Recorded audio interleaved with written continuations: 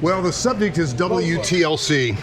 I remember because in January of 1968, I first heard the sound, and as a young aspiring DJ, I made it my aim to cut an audition tape up at Shortridge High School, where I, lived, worked, and played.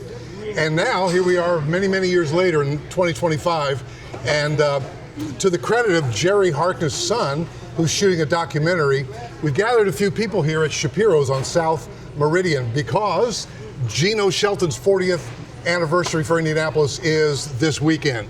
So he brought a lot of us together. So I'm going to just walk around the table a little bit and put the mic in front of it and ask them to just share one simple WTLC memory. The first one is Thomas Griffin. Thomas, give us something.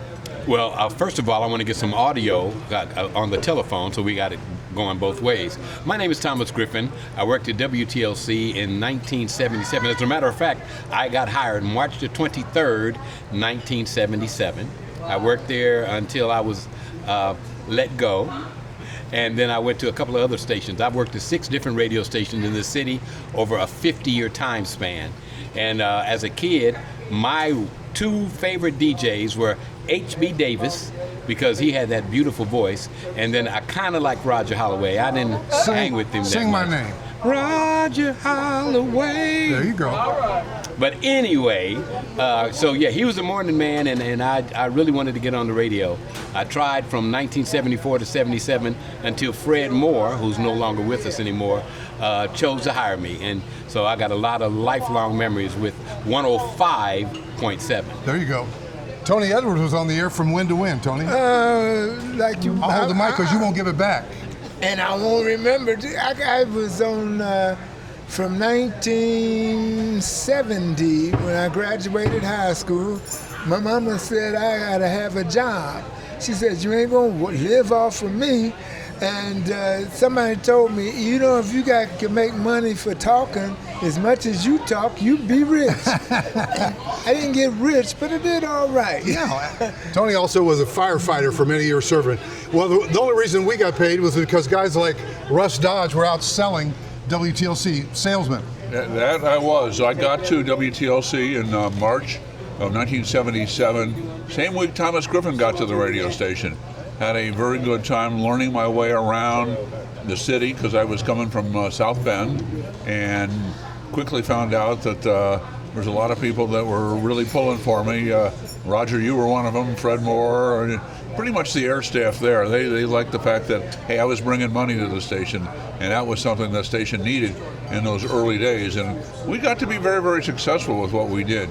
Brought in a lot of blue chip advertisers to the radio station, but I also always had a lot of fun. I ran the radio station softball team, and if there were other behind-the-scenes things that needed to be done, I liked to do it. Now, I continued my broadcast career after 17 years at TLC at several stations around Indy, and today I am the president of the board of directors for non-commercial 91.9 WITT in Indianapolis, a very eclectic radio station that we play everything from rock to Bach, which is really cool. Appreciate your friendship over the years, Russ. Thank you. Hey guys, now everybody's got to picture yourself in the mid-70s. I'm out. Why am I out? To make a little extra money on the side, and that's disco time. So I'm out spinning records, and I had some great equipment, bubble machines, strobes, lights that went to the music, fog machine, everything back in the mid-70s. But there was a young, I call him a little jitterbug. His name is Paul Pete, and Paul's here with me. Paul used to carry my equipment, and he'd spin for me when I would get on the drums to play with some of the great music. Paul, what do you remember about those days? Those were some of the greatest, fantastic days of my life, to get to hang around, get to meet you, get to hang around you, get to hang around guys at TLC. Matter of fact, I loved it, WTLC, so much. I used to cut school to hang out up there just to try to learn everything I could behind you. You made it on the air at some point, right? I used to do Pacer games and high school basketball for WTLC. Now, Russ, this is going to blow your mind. Everybody, I want you to listen to what Paul Pete, he remembers everything.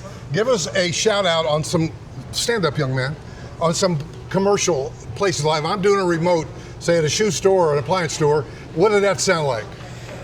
This is Roger Holloway live and direct at Happy Huggers Appliance Store, 7115 North Michigan Road in the new Airway Shopping Plaza.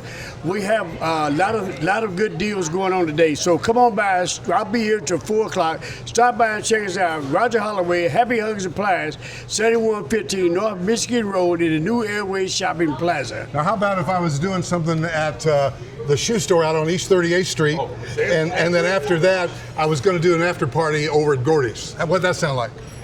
Come on by. This is Roger Holloway live and direct at Sam's Name Brand Shoes, 5116 East 38th Street. Come on by, because Sam's Name Brand Shoes has a good sale this weekend. We have Stacey Adams, we have Rockports, we have a bunch of deals coming on. I'll be here till around 4 o'clock. Come on by. Actually, the first 5 people to come in the door, I'll give them my famous banana milk. This is Roger Holloway live and direct, Sam's Name Brand Shoes, 5116 East 38th Street. What about Gordy's? After party. Come to, no, that was Tacoma Vogue after work matinee, 6117 North College Avenue from 4 to 7:30. Join me, Roger Holloway, as we'll be jamming here every Friday and Saturday night from 4 to 7:30 after work matinee. Come by. Paul Pete, that's my little jitterbug friend. And now, a lot of you remember Jay Johnson. I remember Jay. I picked him up at the airport when he first came to apply for the job, and then helped him look for an apartment. And a couple of his offspring are here, including Tiffany Johnson. Tell us the story.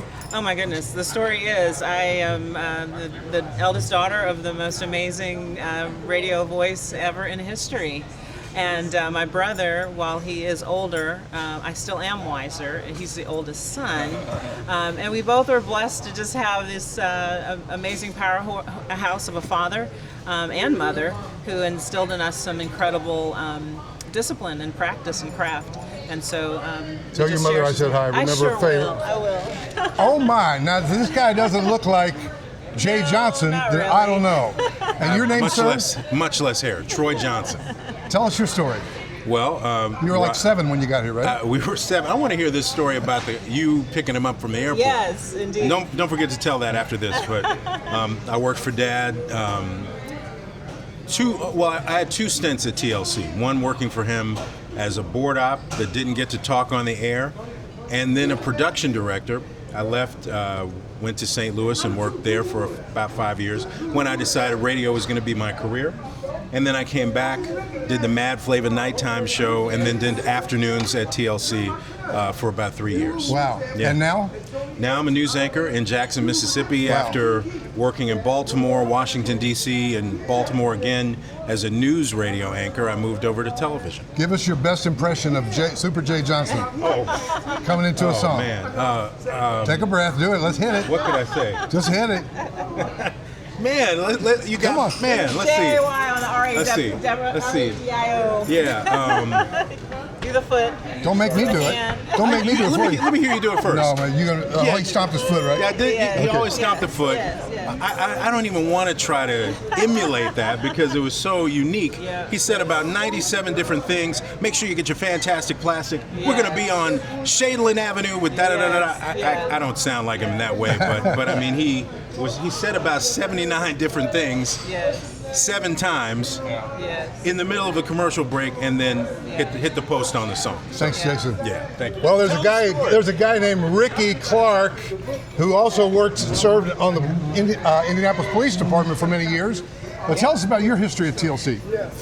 Well, 1971, March of 1971, came to the station, did everybody's show until they gave me one, the overnights, and then I had the morning for a little bit after you left.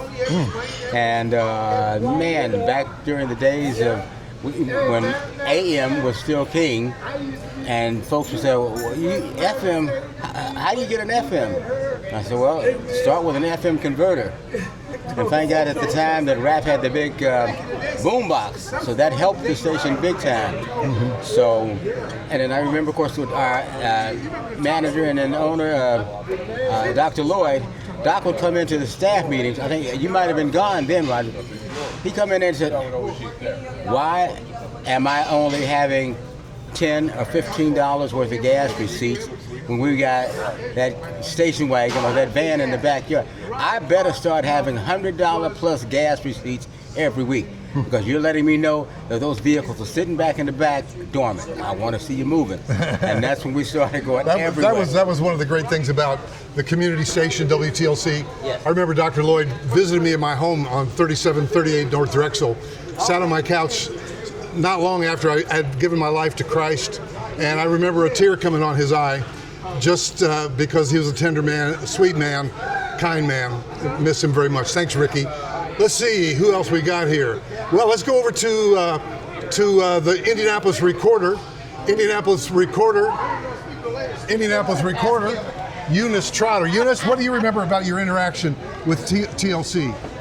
Just all the great guys and ladies, Vicky Buchanan, H.B. Davis. They were some of my favorites, of course, along with Thomas Griffin. And just, a lot of fun and good times in the early years of the Circle City Classic. They were always a force that had to be included in anything that was going on, particularly in the African American community. So I just remember. Did you find TLC being a good partner with the Recorder? Oh yeah, definitely. We were definitely a good recorder. They were definitely a good recorder partner. We did a lot of partner things. Okay. So yeah. Beautiful. Thank you. It's nice to see you. Nice to see you. And by the way, I already talked to you first. Excuse me. What is your name, sir? I'm TuTu Woods, a disco duck. The disco duck. What does that mean? You're the guy that does the duck voice? Yes. Don't disappoint me. I'm not. Let me hear something.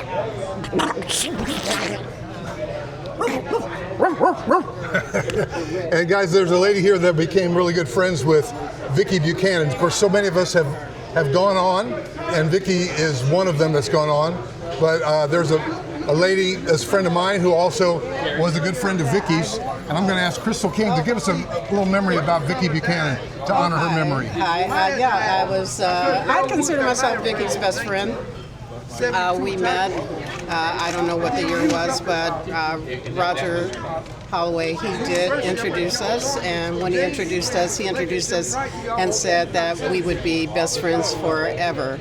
And that actually rang to be true. We were friends until Vicky passed, and I still am communicating with her daughters. The youngest daughter actually now lives in Bali, so it's kind of hard to communicate with her that way. But they are spitting images of their mother, very calm and very sincere people, just like their mom. And I'm just really grateful that I had that opportunity to be her friend for the many years that we were together. And beautiful. Very friends. Thank you. Hey guys, thank you so much for being there for us all those years. Began in '68, and we had a really great run and a lot of great memories. So happy 40th anniversary to Geno Shelton. This is his weekend, and we'll see you at the concert.